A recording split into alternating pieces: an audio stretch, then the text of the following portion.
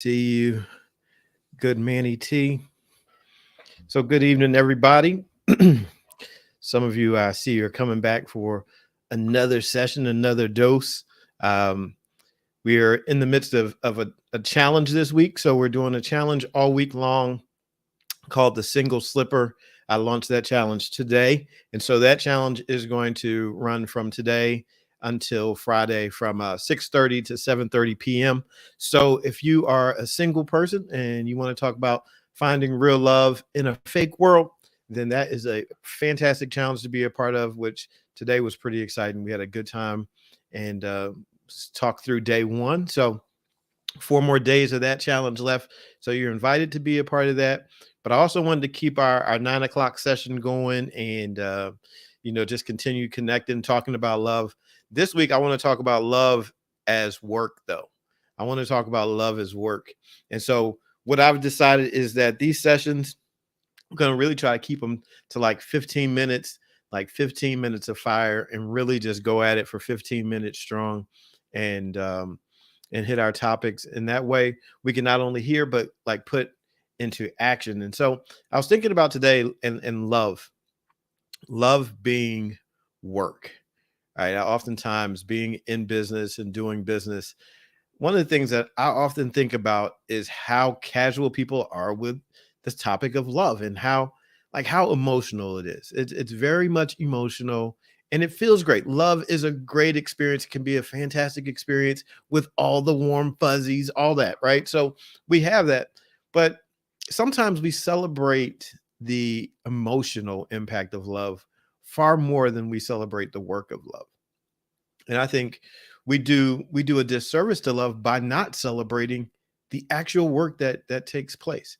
Because I think while the emotional part is good, I think the emotion of love is a byproduct of the work. And so when we get fixated on the emotion, we forget that we actually have the power to control that. We actually have the power to impact how often those emotions show up. And so from in the business in the business from the business standpoint, I think about it like this. If you want to give someone a quality customer experience, whatever kind of customer experience you want to give them, if you want to give someone an intentional customer experience, you can set up your processes and strategies to support that. And so if you want someone to come to know you for a particular reason or a particular answer to particular problems and the way that you do things, we get to actually train people that we are with to have an expectation of us.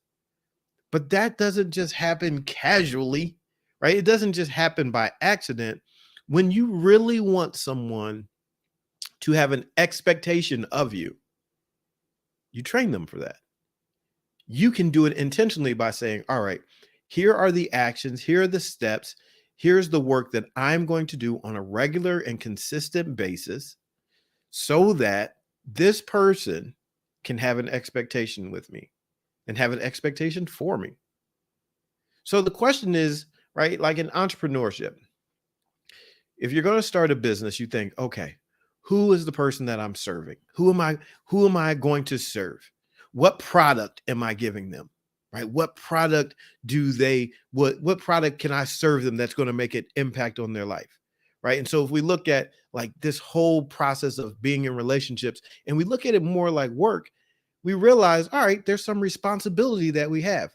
If you look at your relationships and realize your role in it, you have a job, then you can approach it with that mindset of being the top worker of all time. You could be the most valuable employee. You could be the employee of the year, employee of the month, employee of the day, right? You are in this assignment, so you have a job because you are in this assignment and there's something for you to do. And it's not a negative. I think one of the problems is for so many people, when they hear the word work or if they think of a job, they think of something that they despise, right? So many people like hate their jobs. Like, I just hate my job. I hate going to that work, right? And unfortunately, if we're being honest, a lot of people don't even like the relationships that they're in. They just do them, right? They're just in them because they're in them. And they think, well, hmm, the devil I know is better than the devil that I don't know. At least I have something. Something is better than nothing. Ever heard those? Have you ever said that kind of thing? Like, well, at least I have somebody. Something's better than nothing. Something is better than nothing is the worst. You know why? Because the something being better than nothing isn't actually true. Sometimes nothing is better than the something because the something makes you miserable. And at least if you were without that someone or without that something, you wouldn't be miserable. You could at least be at peace, right? You could at least go home, relax your mind, and not have to worry that as soon as you walk through the door, someone that is going to be complaining, moaning, harassing you, abusive towards you, treating you evil, you don't have to worry about any of that. Like, you know what? I can get a goldfish and at least I would have peace. Let me tell you, peace is a big deal. I like this. There's this one passage in the Bible that talks about peace being this significant. It says that it is better for, in this case, it was talking about a man and a woman. It's like, it is better for a man to live on the roof, to dwell on the roof than it is in a house with a brawling woman, like with a woman that just wants to fight with you. It is better to live on, it's better to be on the roof. Can you imagine? Well, let me skip past that. Just think about it. It's a real thing. Sometimes going on the roof is, and it works both ways, like it works both ways. Let's not just, sometimes, a sister need to go on the roof too. Like, you know what? I don't even want to be around him. I'm just going to I would go on the roof before. But there are so many stories like this. I mean, you pull into the driveway and you just sit in your car because you don't want to go in. That's real. That's a real experience where you're just like, I don't want to go in. See, that's one of those, nothing is better than something, right? Because you don't want that experience. And it works in all kinds of different ways. It could work in your marriage. It could work when you're dating someone. Yes, because people that are dating go through the same thing. You're tired of being in a relationship with that person, but you just don't feel like going through the hassle of telling them to get all their stuff out of your place, right? You don't feel like just going through the process of change, so you just endure it. You're like, man, I really don't even like being with him anymore. He gets on my nerves. But you just stay because we convince ourselves that something is better than nothing. And it's not always true. Sometimes nothing is better than something, And so when we look at life, that's a part of the work. Change is work. Change means somebody has to put in some work, right? You could be in that relationship and you could think, all right, I'm tired of it being this way. And I want things to get better. You know what that means? Work. But work can be so fun. So let's talk just for a few moments and then we're going to wrap it up. Let's talk for a few moments about the work of relationships that can be quite enjoyable. Paying attention to someone is work, but it can be so enjoyable when you discipline yourself, right? When someone's talking to you, let's just go through some like real basics. When someone's talking to you and you decide, you know what? I'm going to put my phone down. I'm not going to be typing on my phone, texting somebody else while this person is talking to me. It seems real basic. Back in the day, before we had cell phones, we used to listen to people, or at least we used to ignore them while we were looking at them daydreaming, but at least it looked like we were involved. Now we just, you know what? Let me step back.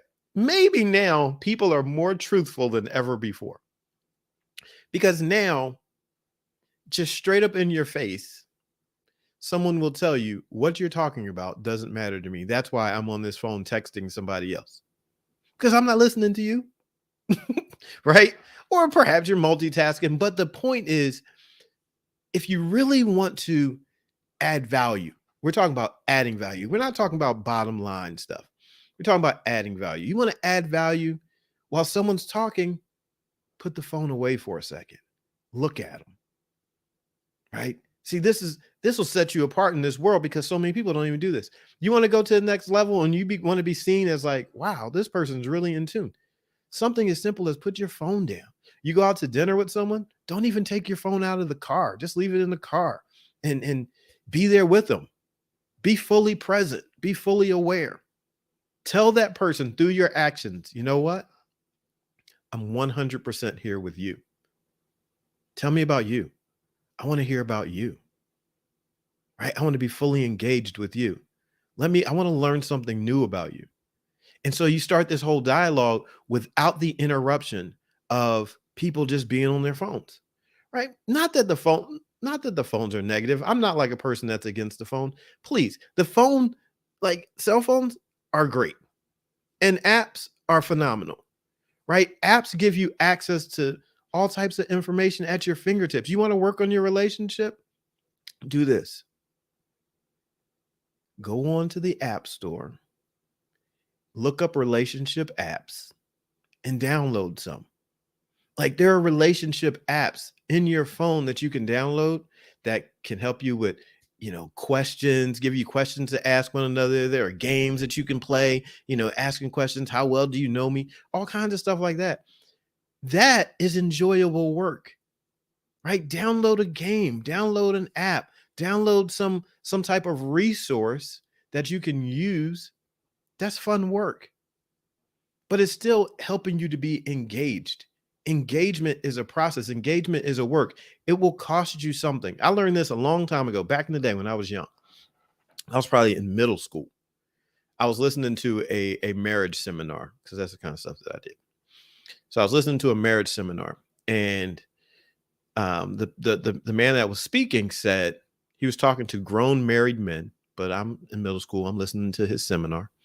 He says in his seminar, your woman, your wife, what she wants to know is that you would choose her over something else. He said, that's why she asks you questions while the game is on. She's going to come talk to you while the game is on or while you're getting ready to do your favorite thing because she wants to know if you would choose her over that thing. And so I heard that back in the day and I was like, oh, that's pretty cool. And at that time I had a little girlfriend, had a girlfriend back in the day. And I remember the Super Bowl was coming up, much like it is this week. The Super Bowl was coming up. And I lived in Kansas City, Missouri at this time. Well, actually in Grandview, a suburb of Kansas City. And we had this 50-cent movie theater. Right. So like back in the day, 50-cent movie theater. And so I said, well, I was like, I'm not even going to make my girlfriend. I'm not even going to leave it up to her to have to wonder if I would choose her. She knew the Super Bowl was coming. Right. So I said, all right, hey, on Sunday, let's go to the movies. She's like, but the Super Bowl is going to be on. And I said, I know. I said, but I would rather be with you. I want to choose you. I would rather be with you over watching the Super Bowl. Wait, that was like ching, ching, ching, ching, ching, filling up the love tank in middle school. She thought that was so cool. She's like, you would rather be with me than watch the Super Bowl? I said, yep, sure would. Making that deposit, learning early that the sacrifice of love, the work, can be something that's quite enjoyable. So I missed the Super Bowl. It's fine. I built my relationship in middle school. And that was even more great because she was more excited to be with me. She was happy to be with me. She, her heart opened up more for me because of that, because I told her, hey, I'm choosing you. And so I think we have this opportunity in our actions to choose a person in a particular moment with our actions. It might be work, but it's work that's worth it. And so if we can learn to enjoy work, then our lives look completely different. Our relationships can look completely different. Working out, it's work, but you like the effects of it, the benefits of it, we enjoy. So if you start enjoying the workout, enjoying loving yourself, enjoying, working on your dreams, don't let it be a dread to you that, oh, I got to work on my dream again. No, it's your dream. If you hate your dream that much, dream something different, right? Don't dream a miserable dream. If you hate working on it, dream something different. You have the opportunity to make a change. Will it require work? Absolutely. But guess what? It's it's a change that's worth it. So, as you look at your relationships, as you look at your life and what you desire from your life, ask yourself, what work do I want to do? And who do I want to do it with? Who do I want to do it for? Right? If you're doing work for yourself, you should be excited. Excited for your own growth, excited for your own development. I would encourage you, do very little things that make you miserable. Right? Some things you know, will do because hey, it's just a part of whatever, but as a common practice, no, minimize how much time you invest in being miserable. Don't just be miserable because it's an option. Mm-mm. Time is too precious, and we don't get it back. Instead of going through life miserable for being in the relationship that you're with, if you're with a person, you're in a relationship with them, it, if you don't want to hug them or show them any affection or have any quality time with them, or you don't have any good words to say to them, I would say, hey, you might want to check that and get out of there pretty soon, because you're probably just managing miserable. And that's a horrible way to die. I don't even call that living. That's dying. So, you know, like, make some choices. All right, so let's get ready to shut this down. Answer one question from Lauren Bell Meyer. How do you leave a stable job, but it makes you miserable? How do you leave a job that makes you miserable? The cut and dry answer is one day you walk in and you quit, right? Like, okay, but that sounds extreme. Yeah, this is extreme. So you can walk in and quit and say, I'm gonna figure it out. Or here's another way you do it. You start planning and strategizing, your next move. Really start looking at what your next move is going to be. Put a time frame on it. Educate yourself for it for a transition. You don't have to, I'm not one that says, all right, you just got to burn the bridge, just jump out the window now. No, you don't have to do that. But you absolutely can strategize. Even if you're at a job that you're miserable at and you say, look, 5 years from now, I'm getting out of here. I'm building an exit plan. Or 3 years or 2 years or whatever it may be, plan. So you plan your move, but in planning that move, don't get comfortable. Like, like in those cartoons where they light the fuse and the fuse is like lit and it's, snaking along and it's getting ready to go to the bomb.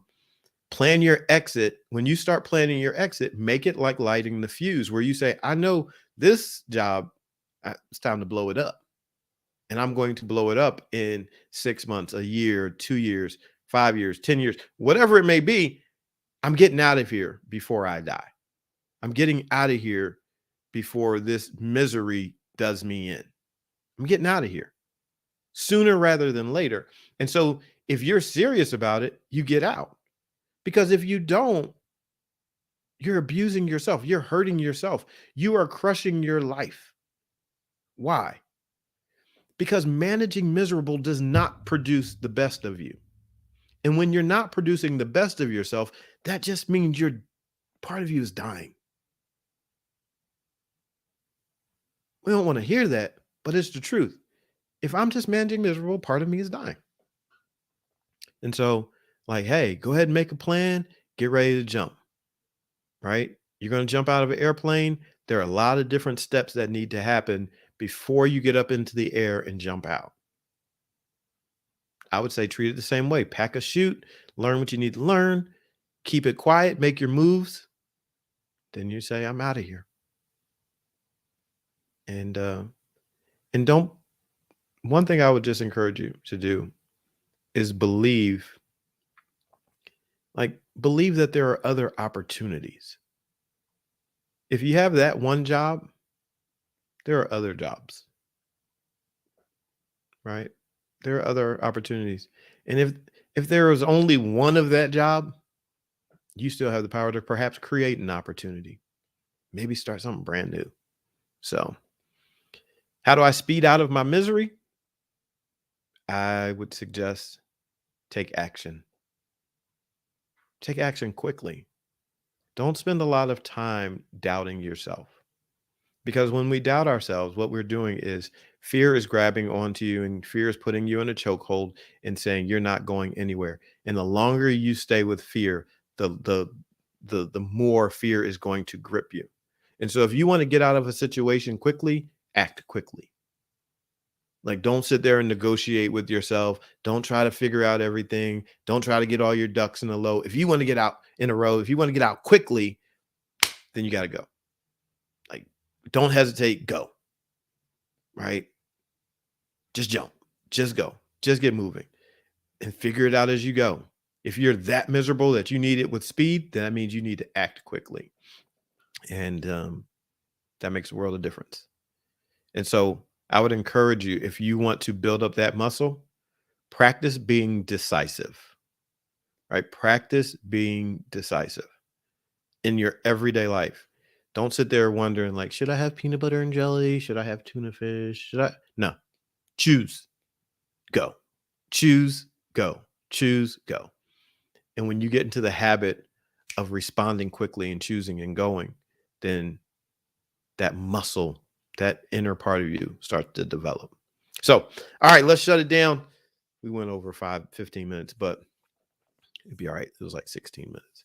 But I appreciate you all being here. Let's do this again tomorrow night, 9 p.m. Eastern Standard Time. And if you have not joined in the challenge, please do so. The challenge is happening from 6:30 to 7:30 p.m. Eastern Standard Time on here, on YouTube, on Facebook. So I'm all over the place with that. And it's called The Single Slipper. So you can register officially at www.thesingleslipper.com and be a part of the challenge that way.